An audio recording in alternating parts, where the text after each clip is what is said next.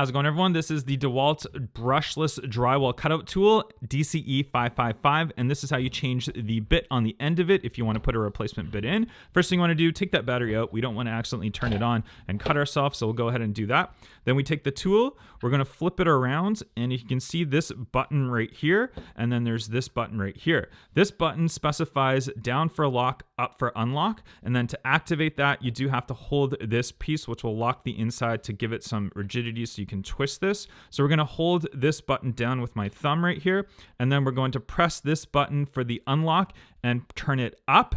And you can see you can't probably do it the whole way by pressing the button, so you can spin it still without pressing the button. Once you get down, press that button again, turn it around, and then you're going to keep doing that, and it'll probably start to feel a little bit more loose after a while, and then you can go ahead and just pull that bit right out just like that. So go ahead and pull that out. Got the replacement one right here. We're just going to just put it right in just like that. You don't have to push it or force it, it'll just slide right in.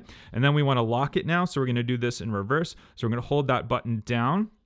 We'll put this piece right here, and then it's down to lock, but you have to press the button. So push this button in, push that button in, and then twist.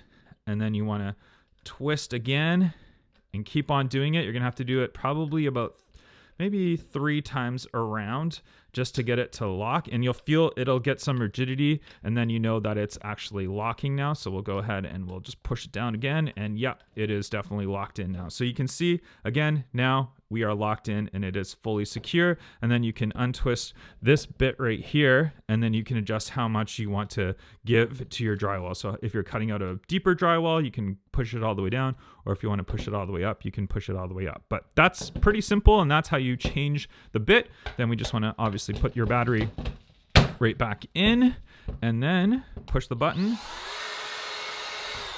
and you are good to go.